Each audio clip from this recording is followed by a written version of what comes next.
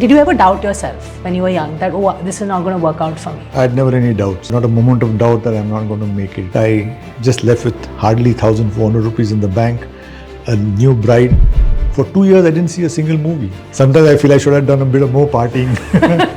My practice went up by 4 times overnight. Oh, wonderful. Yeah, then I went to the base camp. I went to Everest base camp. I trekked to the base camp. So again, there I set a goal. I'm going to go to base camp. Then I trained for 90 days. Ladies and gentlemen, Senior Advocate Arvind P. Datar on Off the Record. Thank you very much for joining us today. Thank it you. is Thank an you. absolute privilege and honor speaking to you, sitting next to you, sir. So thank you for your time today. Thank you so much. I'm also looking forward to the interview. So you have, sir, spoken in the past about how law, or your career in fact, was not an accident. Nothing in it was an accident. And a lot of lawyers often say, not that I'm comparing, but they say that a lot of it happened because of luck or by chance, or an opportunity came in and then things got very suitable for me. So it deviates a little bit from that usual context or conversation that is into the successful advocates talk. So would you like to reflect on that a little bit? My coming into law also was partly an accident. As I initially wanted to go into the merchant navy like my father, and my ambition was to start my own shipping company. Oh, I wanted to call it Datar International Shipping Company, DISCO. okay. So I planned to be a ship owner.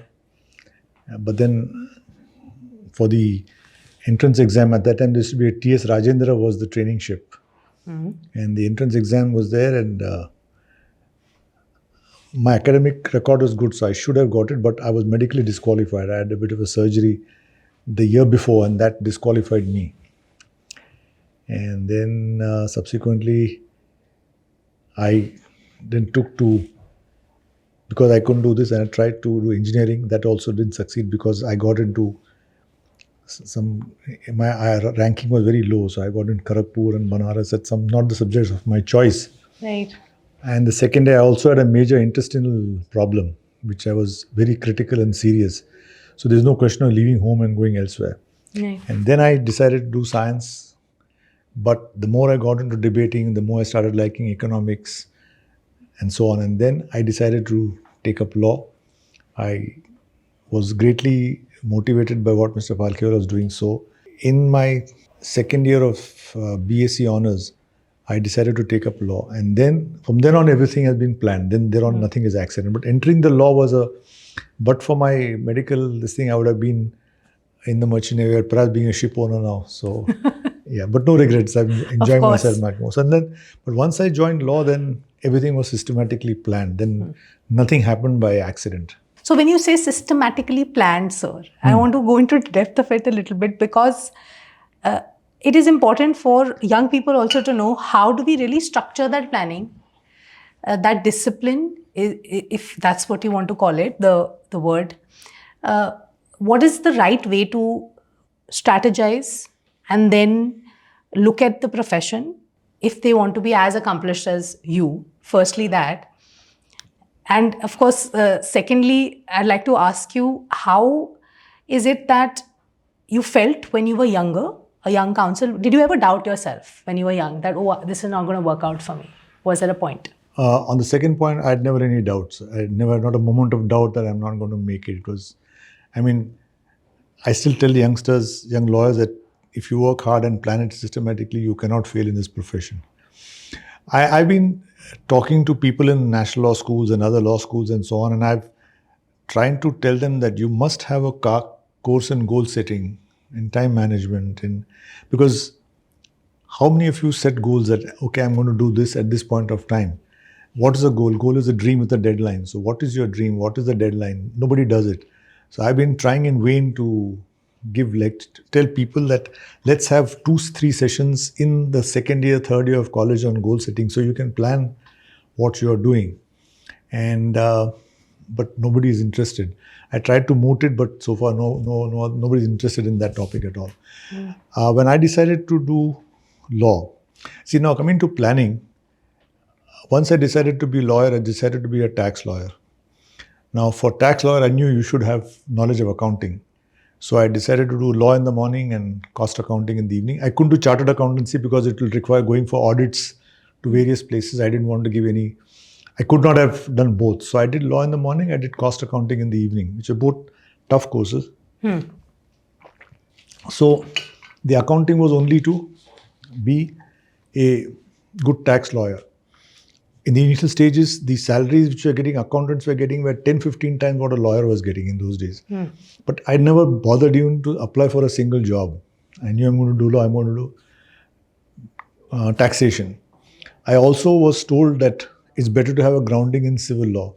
So in college, the first year of law college, I said I'll do 1 year of civil law, I'll do 3 years of tax law, and on the 4th day of my enrollment, I'll start my own practice. And I did exactly that.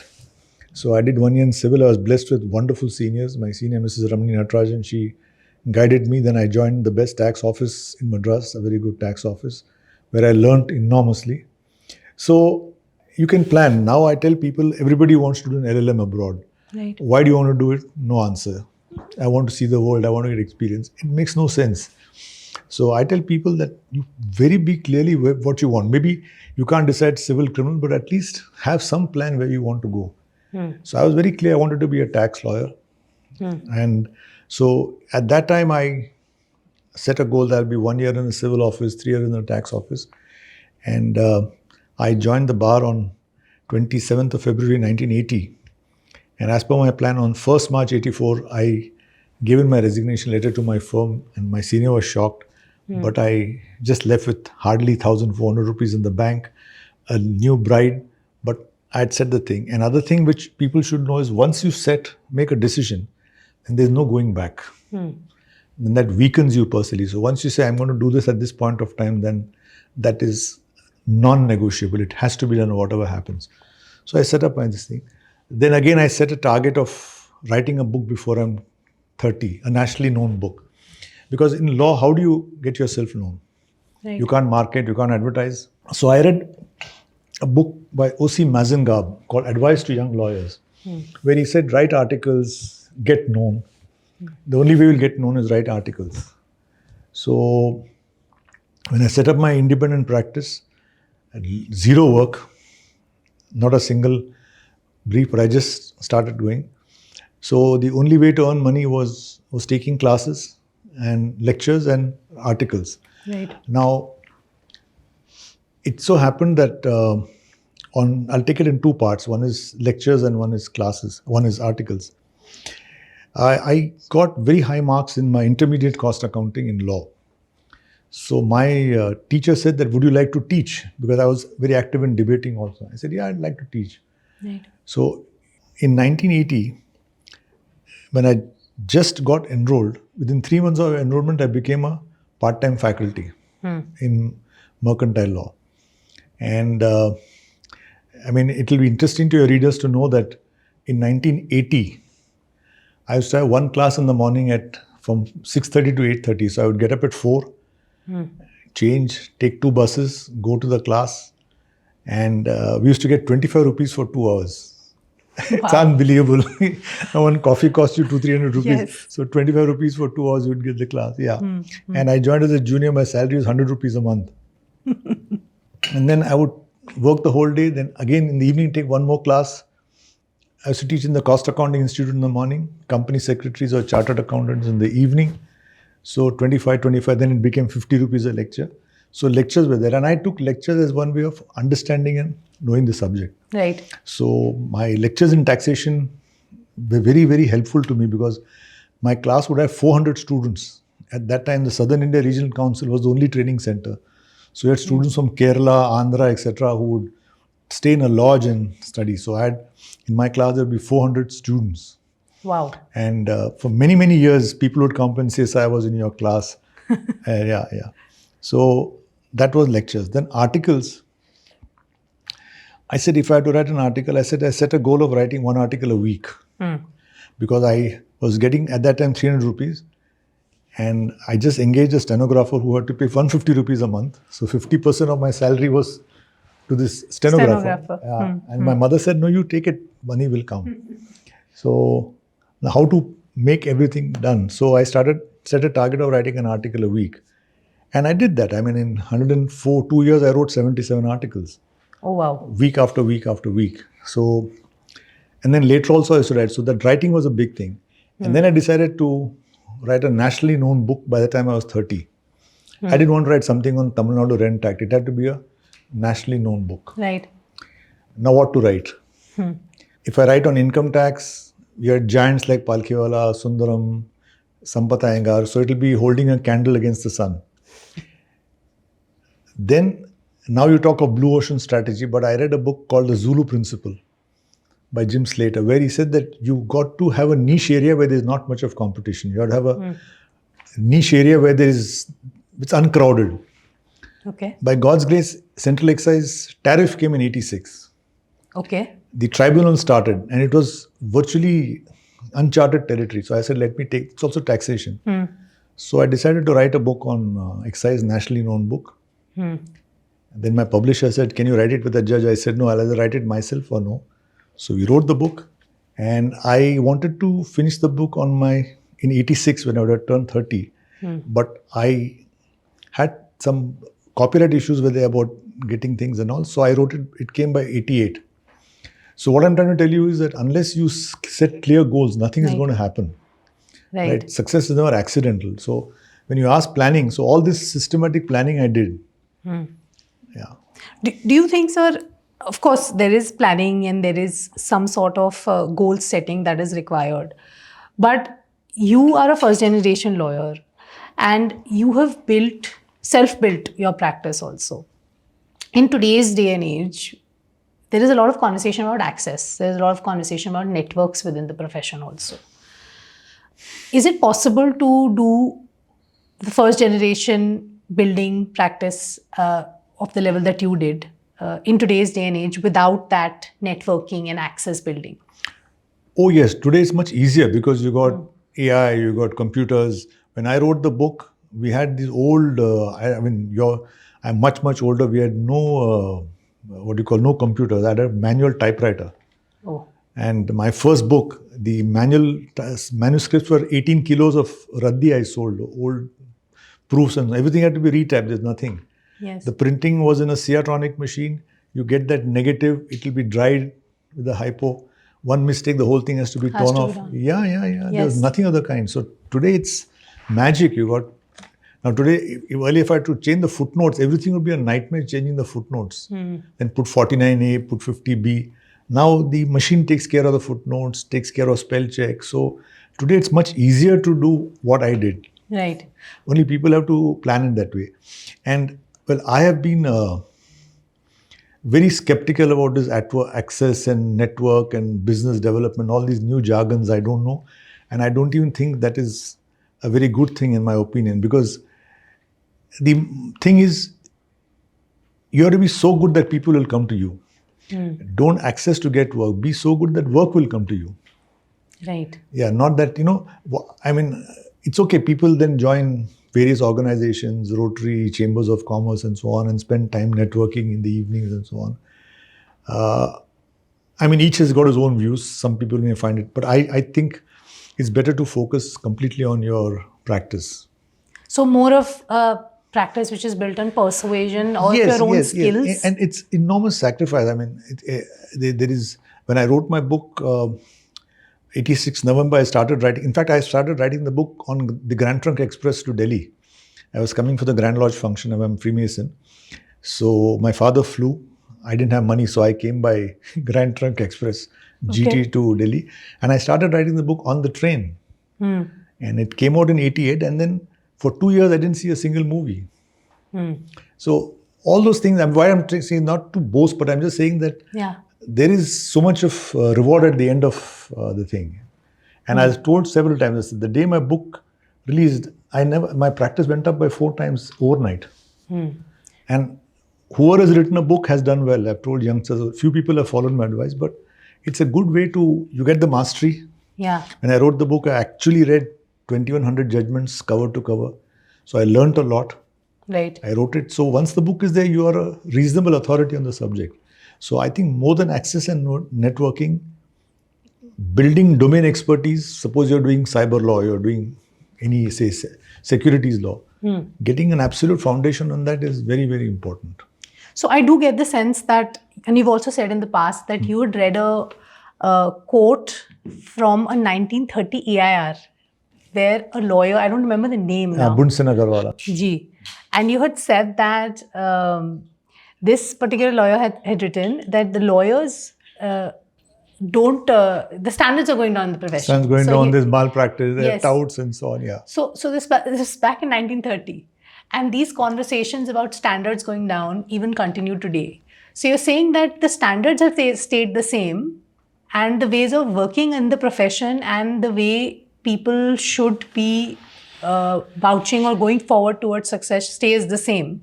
But conversations change around them. Is that what you're saying? No, what I'm saying is, it's right from Plato's time. If you read Plato's book, he says that the youngsters have gone amok. You know, they're chasing women, they're drinking and all that. That was written by Plato in 2500 BC or whatever. So this kind of, the whole system is going to the dogs and everything is always very nice. But I think it's futile. I never say that because I think that the youngsters today are much brighter than what we were. We are in a much better position than what we were. And you see, look at it practically. By just complaining, what are you going to get? You're just whining. And these are things you have no control. I mean, what's the point in saying that this corruption here, what can you do about it? You can do nothing. You just put your head down and keep working. So spending time and berating the system and saying country has gone to the dogs, the system is gone, judges are corrupt, police is corrupt, taxman is corrupt. What's the outcome? Zero. Just wasting time, which is the most precious thing. So talking about the structures that exist in the judiciary, I want to go over your recent Indian Express article, sir, quickly, where you've spoken about the Deng Xiaoping radical change that is required for economic growth. Structural shifts are required for better economic growth in the country. I'm not somebody who has a niche in the space of taxes and policy and everything. So I want to ask that question from the perspective of judiciary. If you were to equate that particular model with the judiciary's shifts that are required, especially with all the pendency and everything that's going around, and for better investor growth or better revenue protection, what is it that you would suggest? Could you put the same model in the judiciary as well, a radical change, so as to speak? I was reading the biography of Deng Xiaoping. And today we are in a bit of an economic crisis. The Prime Minister has called for austerity measures. The rupee is falling down. Investments are slowing down. So it's a bit of a difficult situation we are in right now. And I was reading this on the flight. A remarkable man. It was communist China. Everything is nationalized. Nothing is privatized. And in the Cultural Revolution, 30 million people died. There was massive poverty. So this Deng, what I admired about, I found it very fascinating was they sent these delegations to different countries, high-level delegations to Europe, and they came back and then they prepared a report because Deng told them that these three principles I think will work for the judiciary also. He said that first, acknowledge that you're backward. Acknowledge that there is a problem. We can't call ourselves fully backward. We are partly developed, but we are not backward like some sub-Saharan African country. But you're talking of Deng in the context of judiciary, so I'll take it to that. Secondly, acknowledge that your existing methods are inappropriate. And thirdly, he says, let us adopt the capitalist methods of Western countries. So it's like church saying that let us believe in atheism is so radical for communist China to say, because that was a need of the hour. Applying it to the judiciary, we should acknowledge what's the problem, areas. Then what are our systems? Are they appropriate or not? And how do we change? So that I didn't think of Deng in the context of the judiciary, but I think you're right. It's a good idea. You can take those three principles and apply it anywhere else. You've also spoken in the past about how it is very difficult to convince a judge who comes with a preconceived ideology or a preconceived notion. Do you mean a political ideology or do you mean a preconceived notion? No, actually, what happens is, what I'm saying is just not a judge. All of us have got some basic baggage we come with. Like when I was a junior, they would say some judges are pro-landlord, some judges are pro-tenant, some judges are pro-revenue, pro-SSC. This talk has been all along. Yes. So there is definitely some kind of a baggage. Even in the West, in American Supreme Court, you say they are Republican judges and they are pro-Republican judges and pro-Democratic judges, like people who are pro-abortion, anti-abortion. These ideologies, they come with them and that stays. Yes. Yeah. But that will continue. It's important that some judges or many judges are able to get over that. When they come to the chair, then they forget about the people. They may have been labor lawyers, but then they do pass judgments, keeping in mind the balance thing completely. Yeah. Right. There is an unfortunate tendency to tilt more in favor of the state, like in tax matters or in this. In many cases, you have to protect the interests of the revenue. Taxes have to be collected, have to be saved. But also look at what happens to the businessman. Now, I'm just got some cases. I mean, some people are telling me that MSME sector, small businessman, his turnover is 5.5 crores. You give a GST demand of 17 crores. He's never going to survive. Now, what's the point in the High Court judge saying you go and file an appeal? There's something drastically wrong. If your income is 10 lakhs and you suddenly say your tax liability is 1 crore, then there's something wrong. So there the courts must interfere, and the courts must realize that while you protect the revenue, you must also protect industry, because without industry there is no revenue. Today we have a situation where many youngsters don't want to get into manufacturing to set up a unit because so much of hassle, regulatory pressures, getting a license permit is a nightmare. Then again you keep on getting harassed with tax notices and GST notices. Then the courts must realize that, look, this is a problem which the courts also must step in and protect the business also. Make a balance. You can't simply say I have to protect the revenue. So it should be more balanced from an investor perspective and a revenue perspective. Yes. And my basic angst to the government is that the entire policies are completely tax driven. They have to keep on collecting tax. But to collect tax, there must be a business. How much can you milk the cow? Ultimate, and that's what's happening now. And becomes a vicious cycle. Because you've got all these freebies, you have to collect tax, so you keep on making more and more demands. That keeps on reducing the investments. How many industries are simply shut down? So going over your writing, sir, a little bit now. First, I want to ask you about AI, whether that is something that you use for drafting, for writing, and should youngsters be using that for drafting purposes? Do you use it for writing your books also? No, I do not, because I've just I'm almost finishing the commentary on the third edition of my constitution. Then I'll be starting income tax. But one of my plans is to get deep into AI. I'm going to join. I got some friends who run tutorials, who run classes. So I want to join the class. I want to learn AI, and I think we have to really get into AI. I've used it a bit, and what I use, it's absolutely fascinating. Yes, absolutely fascinating. The amount of time you save on research and things like that. Yes. So I've not yet used it, but definitely going forward, the second half of 2026, I'll be using it very extensively. Great. But do you think youngsters now have it easy with something like a tool called AI, where they can just get quick answers, even about legal research? Yes, there's a temptation to get a quick answer. Like even in, you got a small headache, you go to Google and put your symptoms and you get... Yes. So you got Dr. Google, so you got Dr. AI also. It's sometimes dangerous because the citations can be wrong. Like was writing some article, I wanted to compare US and Indian law. The answer came, but they had missed out 4 important cases. AI had missed out the 4 important cases. But since I knew the subject, I knew. But it did throw out some very few new perspectives and so on. Perspectives it adds. Yeah, it adds. In fact, some of my articles, I was on a holiday and we tried to put my article into one of the AIs. It gave some very good suggestions as to how my opening has to be better and what suggestion. It was very fascinating. But to even figure out that it doesn't know these 4 case laws, you also need to know more, sir. The fact that you knew that this is what's missing. You see, I'll put it this way, to use a cliche. I mean, AI is a very useful tool, but a dangerous master. Right. Yes, you can't leave it. You can just take it as a help. What about, just thinking out loud, what about using AI in the judiciary? Do you think judges can be replaced with AI robots or something like that? No, they may not be able to be replaced.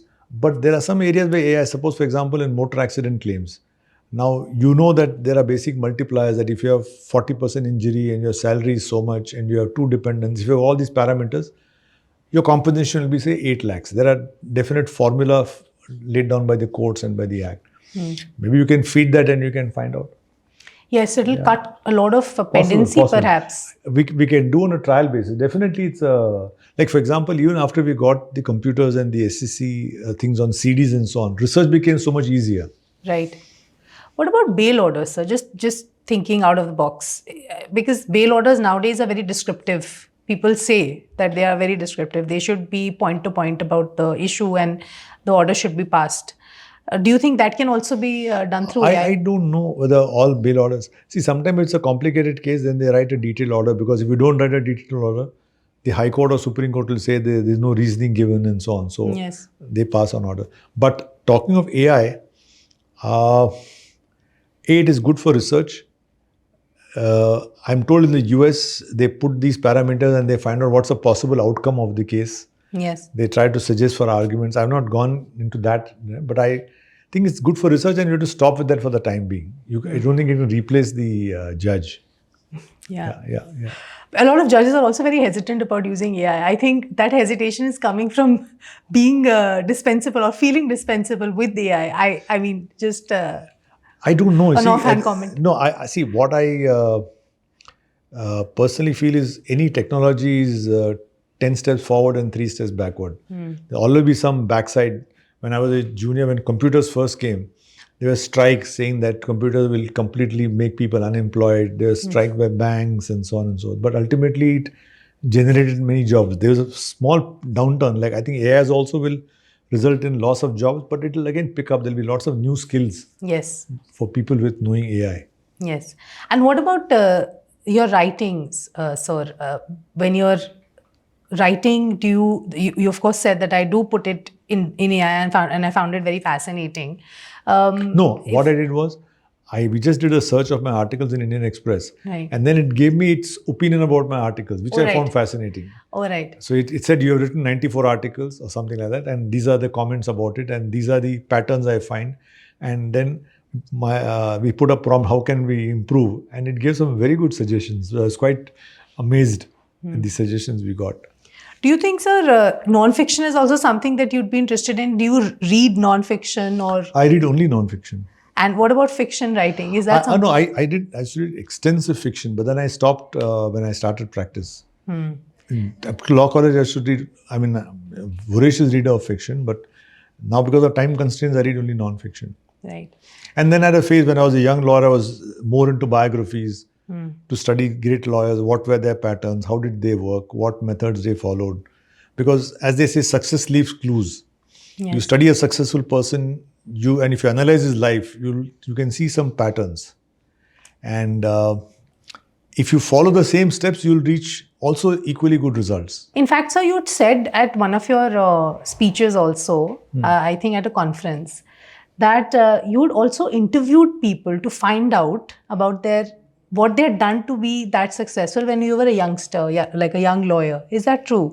Yes, I was very. What happened was when I was in law college, unfortunately, the first year was emergency, where the classes went on time. It was a absolutely thing. The second year, emergency was lifted, and again we had strikes, and classes were not held on time, and again it became a lack of. My luck was that the Madras Law College, which is a gorgeous old building, is just next to the High Court. We just cross the gate and enter the High Court. So whenever there would be a strike or the lecturer was not coming, I would just rush across and go and sit in the court and watch lawyers. And then I would follow. I would say, oh, Mr. Sirwa is coming, Mr. So-and-so is coming. So I'd go and I'd take a notebook and make notes. I would study how they are arguing, how they're putting their points. Right. So I'd keep on observing. Yeah. And I also got to use the High Court library. My father knew, I think, some judges, and they were quite curious that this young boy wants to read books. So I got permission to use the judges' library, as in the law college. And I used to sit there because the college would be on strike. So I would not sit in the coffee shop. I would come to the High Court. And there were a series of books called Notable British Trials, all important trials, how they were conducted. So I would read those books, make notes. How Right. did they argue the cases and so on? Then there's two books on lives of Lord Chancellors, a blue volume and a red volume. I studied the life chancellors, what steps they took. Like Rufus Isaacs would get up at 4 o'clock and write till 8. So all these things I kept studying, and Right. I would try to implement what I could. And even personally, I think that your courtroom personality is not loud. It is very persuasive, and it is not a loud personality. Nowadays, you see a lot of theatrics happening in court. So you don't. Is that deliberate? Is that something that is your personality intrinsically only? Yes. I mean, I'm not a very. I don't shout and loud and all that, and it doesn't serve the client. I mean, I find it more in Delhi, I'm sorry to say, where the aggressiveness is far more. For a simple adjournment, you start screaming as if the world is going to come to an end. I think that's what I find here. And in my experience, it doesn't pay. I mean, what's the point in shouting? After all, somebody's case, somebody wants an adjournment. Be soft, be polite. And just think of the judge. If somebody keeps talking at 100 decibels, what happens to the poor judge? Right. Yeah. Maybe it's the weather, sir. It's already 43 degrees outside. And again, when I studied all the great lawyers, I found that no great lawyer has screamed and succeeded. It's always polite, persuasion. Right. And I mean, law is very intellectually stimulating. Yes, everybody says that. Lawyers who are established love the law. It is also very isolating in terms of the academic rigor it requires. Is there something that you do beyond the courtrooms that you enjoy doing to keep the momentum going professionally, personally? Oh, yes. Of course, law is, especially writing, is very, very lonely. You just sit by yourself for hours and hours and just write. So it can, but I enjoy the process, but it is a very lonely, you can't say it's lonely, it is more of solitude is required. Yes. And outside the law, yes, I read a lot of fiction. I'm connected to the Palkela Foundation. We are in lectures. I like to travel a lot. I've done some treks. Yeah, my wife and I took part in the Himalayan car rally. Oh, wonderful. Yeah, then I went to the base camp. I went to Everest base camp. I trekked to the base camp. So again, there I set a goal. I'm going to go to base camp. Then I trained for 90 days. It all went as per plan. That's very important. I think that goal setting, that okay, these 90 days I have to train and then go for a hike, and then you... Yeah, otherwise if you go to base camp, you'll be you'll exhausted. You'll have to be heli lifted and brought to Kathmandu in a hospital. So you have to be very careful. Right. Because pulmonary edema or cerebral edema is very common. So that's what I'm saying. So outside the law, I've been really enjoying all these things. I love traveling. Right. So one ritual which has anchored you, which is non-negotiable in the profession that you implement daily, one specific ritual that you may have? One specific is my day is planned. I know exactly what I'm going to do tomorrow. I know exactly what I'm going to do on Thursday. By and large, of course, things get upset. But I typically like to plan the day before. Right. So before retiring, I broadly know what is going to happen. And between 10 and 4 is court time, where you don't know what will happen. A case will get adjourned and so on. So I keep that flexible.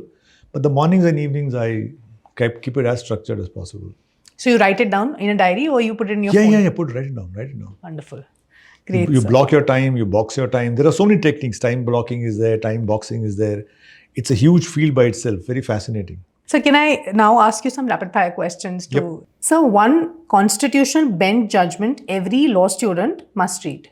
Kishan Bharati. One quality more important than brilliance in a lawyer. Integrity and honesty. Yeah. Tax law or constitutional law, which reveals India more honestly? Tax law or constitutional law reveals India.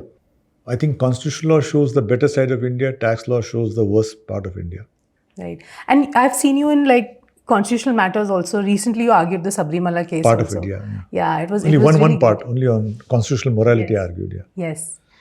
One overrated courtroom habit. One overrated courtroom habit of lawyers. Even judges is good if you'd like to point something out. Overrated courtroom habit is having a godfather or thinking that you'll have a godfather. That's not going to work out. Yeah. But habit in the sense, I don't know, how do you call a habit? Habit is something which you probably want. Overrated is perhaps trying to bluster your way through, be aggressive unnecessarily. That's highly overrated. You think that if you argue aggressively, you will succeed, which I don't think works in the long run. Even that Godfather part, I think I get what you mean. When people are trying to showcase that, oh, this is where I come from, and then they push that, and that becomes a habit within the professional circles. Yes. Is that what you're trying to say? Some people, yes. Okay. A lawyer you still admire deeply. I do admire Palkhiwala. I admire Sidwai. I admire Ram Jethmalani for his advocacy. So many people, these are the 3-4 people I really admire. Yeah. One thing young lawyers misunderstand about success. Actually, success is what they misunderstand about success. Yes. That success will come by just working hard. It's not going to work. You have to plan. Success is a full formula. It's not just that you keep working hard, you'll get it, or you join some big firm, you'll be successful. No, you have to really plan well. What they don't understand about success is what are the ingredients of success. So strategy, you also said, what am I? Don't ask what will I be? In the past, you said this. Yes. So strategize everything. Yeah, don't say that who am I? So asking who am I, the more important question is who can I be? Yes. One economic reform India should have made 20 years ago. This should have gone free market, completely free market, and abandoned socialism long back. Completely gone. Your most overused phrase in court. So many of them. Perhaps, I don't know what overused phrase, and this is really, you fox me, I don't know what where perhaps sometimes I tend to repeat myself, or I keep on saying, as your lordship knows, these phrases you keep on using. Yeah. A lot of lawyers keep saying that. Keep saying that. Yeah. Yes. Yeah. One quick question also, sir. One advice you would give your 25-year-old self? But I don't know, because I can only say that use time better, use time more productively, and eliminate a lot of the unnecessary stuff. All that helps you in the profession is signal, everything else is noise. So try to cut the noise as much as possible. Let 80% of your time be spent on your profession and less than 20% on other things. Right. So productivity over everything. Yes. Of course, at 25, it's also, that's the time you enjoy yourself. Yes. So it's also very difficult. You want to go and have a drink, you've got friends and you party and so on. That also is important. But you have to make a proper balance. Sometimes what happens is that becomes the norm, and then you suffer. Yes. Yeah, but I think you got to enjoy yourself also. You can't just be a nerd all the time. Yeah. Sometimes I feel I should have done a bit of more partying. So I think everybody has that regret at every point of their lives. They should have partied more and enjoyed. Yes. Yeah. Thank you, sir. It was an absolute pleasure to speak to you. Thank you very much. Thank you so much. God bless.